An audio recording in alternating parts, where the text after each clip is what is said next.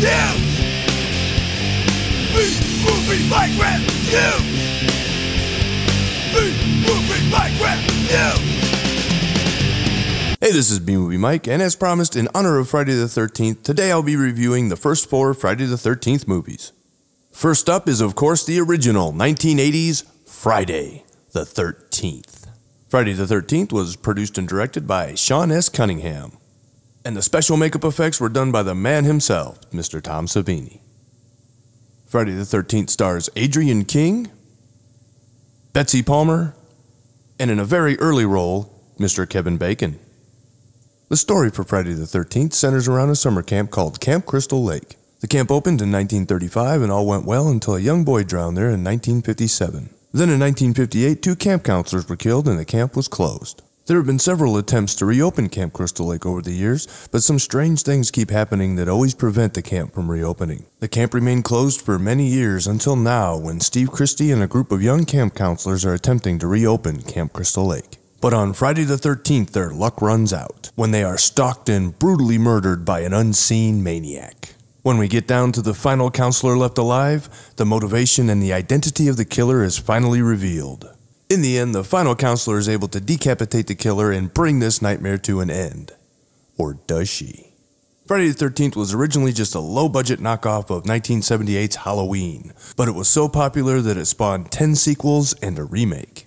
Now, considering that Friday the 13th is a low-budget B-movie, I could go on all day long about things that are wrong with this film. But instead, I've decided to talk about things that I like about the film and the things that I think made it work and made it so successful. And those things include capable direction by Sean S. Cunningham, a fantastic musical score by Henry Manfredini, the awesome location in which they chose to shoot this film, above-average acting from the cast, and the cherry on top is, of course, the special makeup effects by Tom Savini, whose work gave this film its reputation as a gore-filled shocker. And although Friday the 13th may seem tame by modern standards, the 2 kills that I believe helped Friday the 13th earn its reputation would have to be the girl that gets the axe in the face in the bathroom, and of course, when Kevin Bacon's character gets killed with an arrow that comes up through the bed and out his throat. Friday the 13th, of course, was panned by critics upon its release, who considered it to be B-movie junk, but it was loved by fans and became a huge hit.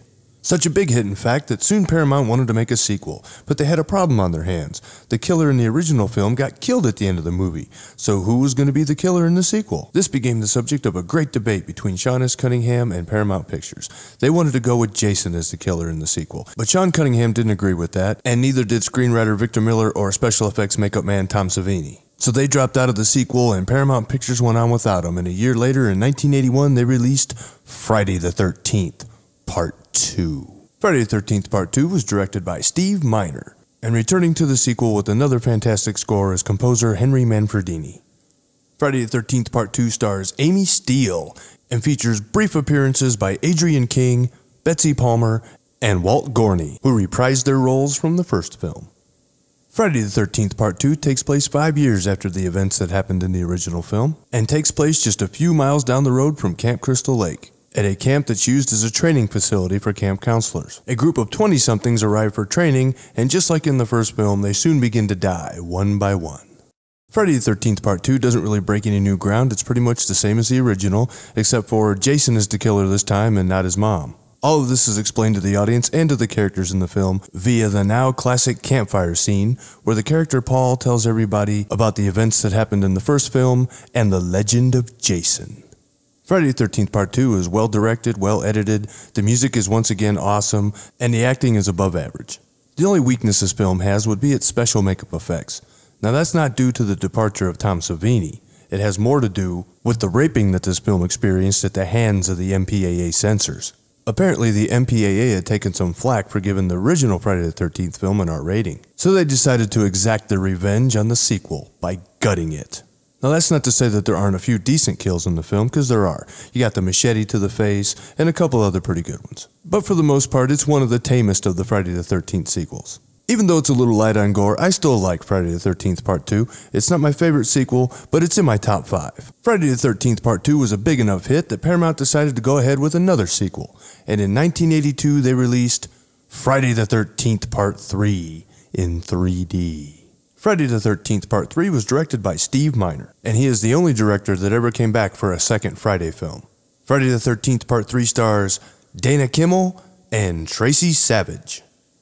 The story of Friday the 13th Part 3 doesn't stray too far away from the formula which has by now been established by the first two films in the series. A group of college kids go to a private house on Crystal Lake to party it up for the weekend. But unfortunately for them, Jason shows up and the body count continues. Friday the 13th Part 3 solidifies the stereotype of most of the characters that populate these films.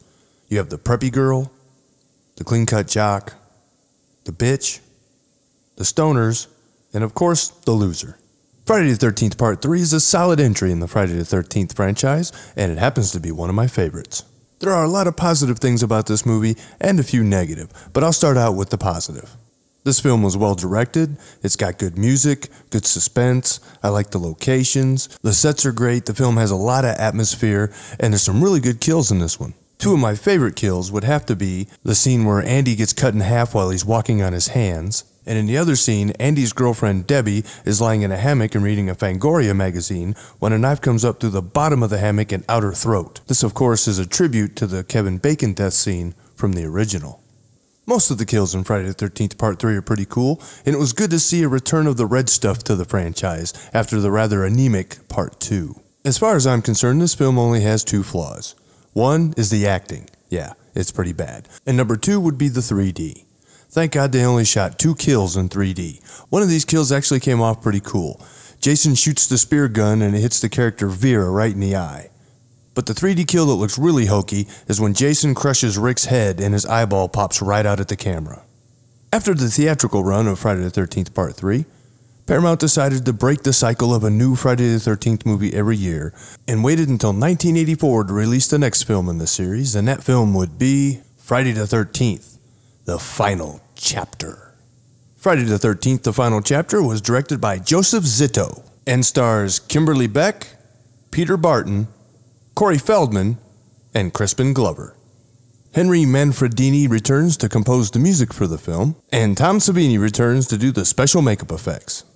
After a short recap of the 3 previous films, Friday the 13th, The Final Chapter starts up right at the end of Friday the 13th Part 3. They find Jason's body in the barn with an axe embedded in his skull and they believe him to be dead. So they load him up in the ambulance and transport his body to the morgue. In the meantime, a group of young adults arrive at Crystal Lake to party down at a rental house. Of course, Jason doesn't stay dead for long. After he kills a couple of hospital employees, he escapes and heads back to Crystal Lake to continue the mayhem. As the body count once again begins, a guy named Rob, who's hunting Jason, shows up to warn everybody about the impending danger. The reason Rob is hunting Jason is because Rob's sister Sandra was one of Jason's victims in Friday the 13th Part 2. More of the cast gets butchered in very creative ways, and the film ends with the death of Jason himself. Friday the 13th, The Final Chapter was the most successful and highest grossing film in the Friday the 13th series, and also my favorite film of the franchise.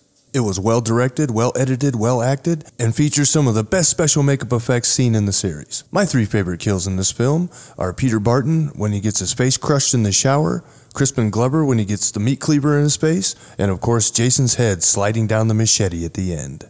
Friday the 13th, The Final Chapter is considered by many to be the perfect slasher film, and I wholeheartedly agree with that statement. If you're a fan of slasher films and for some reason you haven't seen a Friday the 13th movie, I highly recommend that you check these films out.